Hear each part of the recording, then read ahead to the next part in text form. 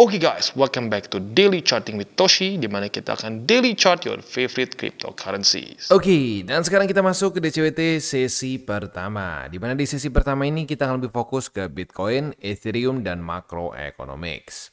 Seperti kita bisa lihat di sini, dalam 24 jam terakhir terjadi dump sebesar 5,49%. Dengan total market cap mencapai di angka 3,18 triliun US dollars. Dan untuk Bitcoin dominance kembali meningkat sebesar 0,53%. Jadi udah jelas ya.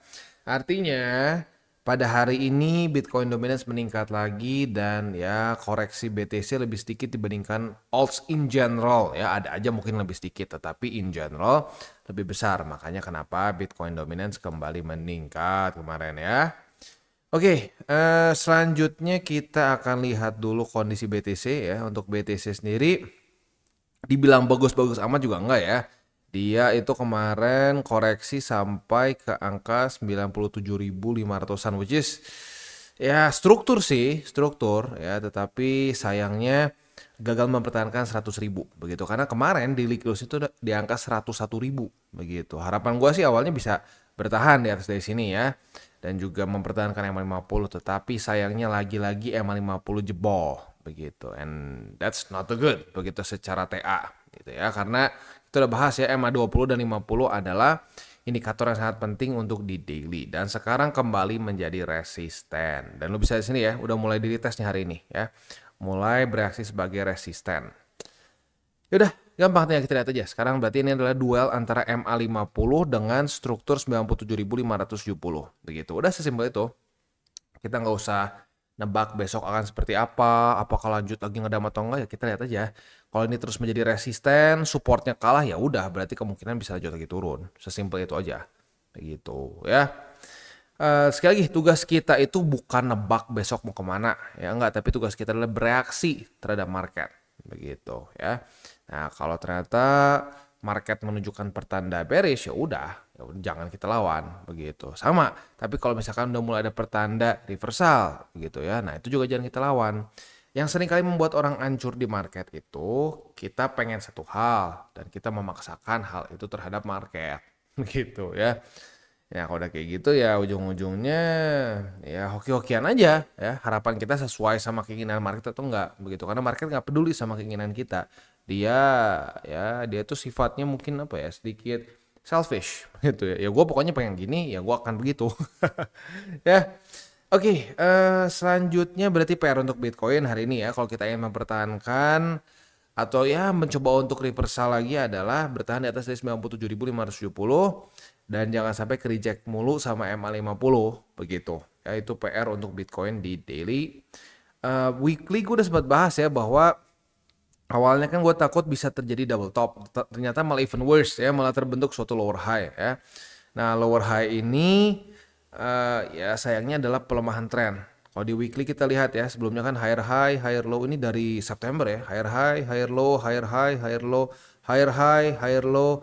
Nah di sini mulai pecah suatu ya bukan suatu tapi mulai pecah struktur ya, dari higher high, higher low ke mulai lower high. Wah bang, lower high pasti tamat? Ya enggak juga sih. Ya kalau kita mau ngomong lower high juga ada aja kemungkinan masih bisa nih, kayak ya di sini ya sempat ada lower high sedikit, tapi lanjut lagi ke atas bisa ya. Tetapi kita nggak bisa tutup mata juga pada faktanya bahwa kalau saat terjadi pemecahan struktur nih ya, kayak contoh tuh di sini nih ya. Tadinya kan higher high, higher low, higher high ya. Nah terus higher low lagi, lower high. Nah lower high, lower low. Nah, itu berapa lama kan? Wah, nyangkut gitu ya. Nah, jadi masih ada harapan. Bisa aja kayak di sini nih ya.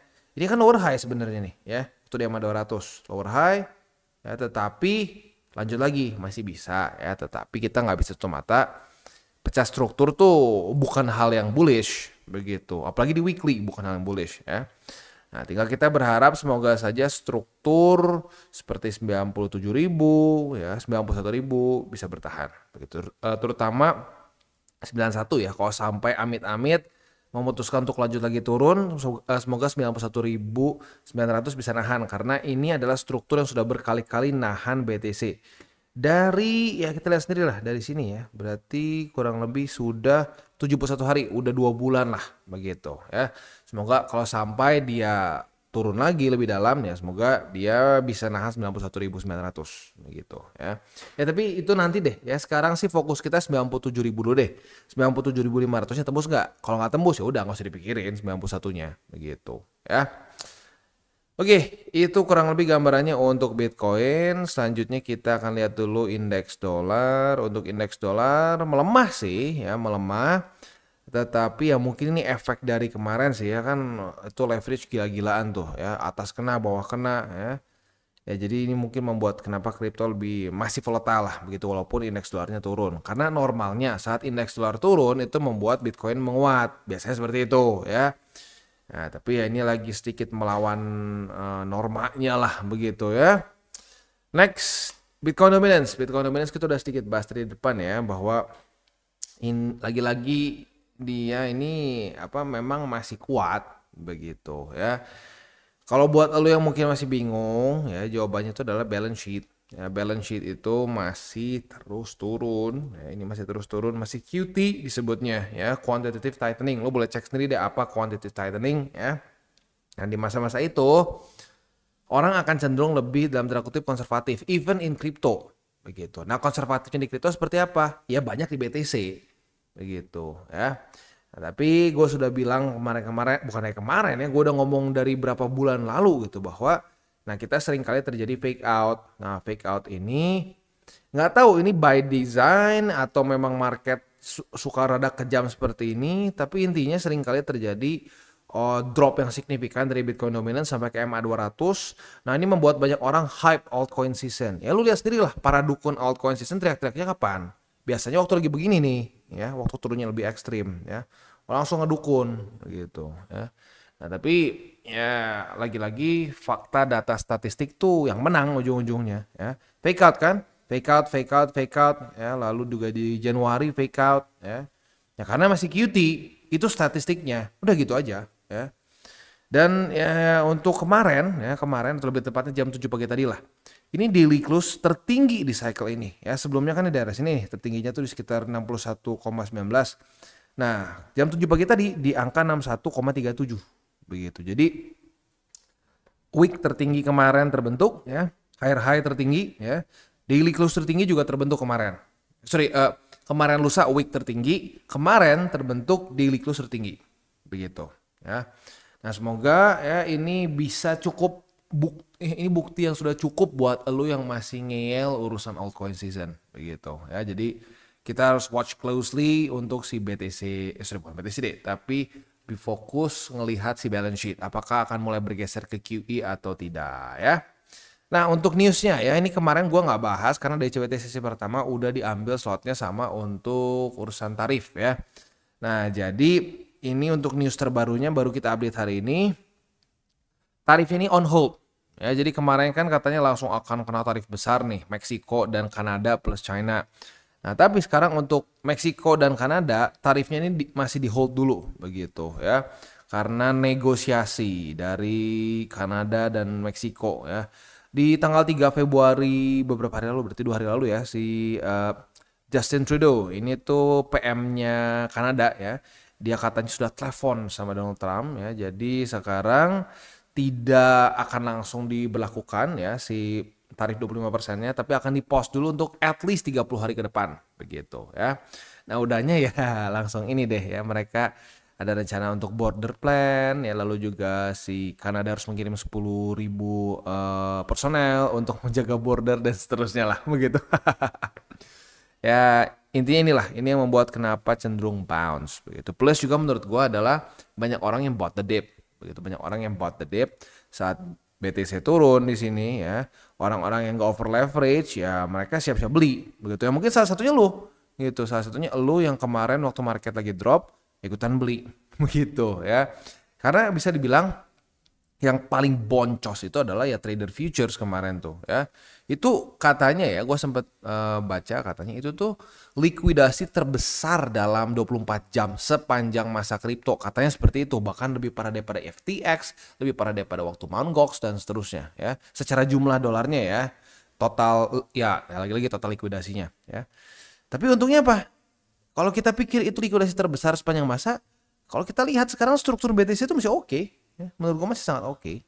Gitu. Jadi ya, maybe the market is more resilient daripada yang kita pikir begitu. Nah, buat kita yang nggak tahu datanya mungkin berpikir wah kacau nih market, tapi konteksnya seperti itu, likuidasi terparah sepanjang masa di kripto, menurut gua not bad segini sih ya.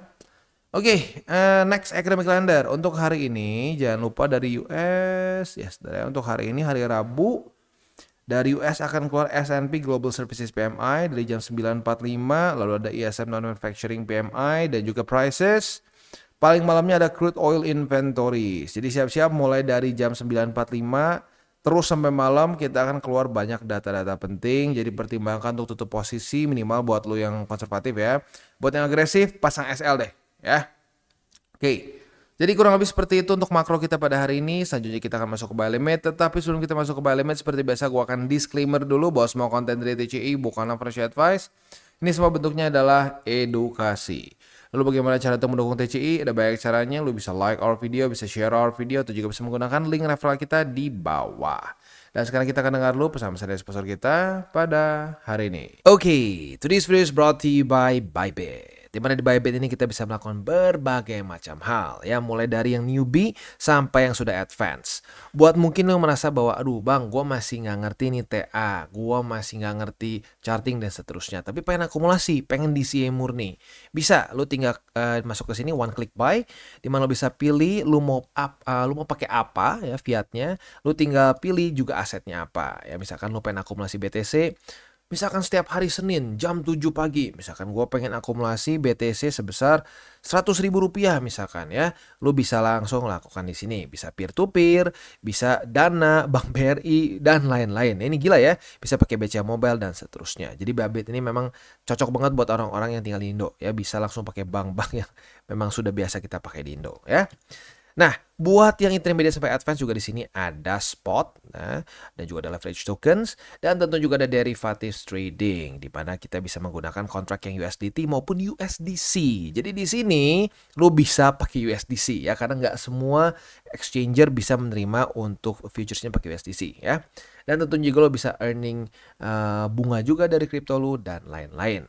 Dan tentu juga di sini kita bisa melakukan copy trade ya, di mana copy trade dari Bybit ini sudah cukup terkenal ya, dan kita bisa mendapatkan keuntungan juga.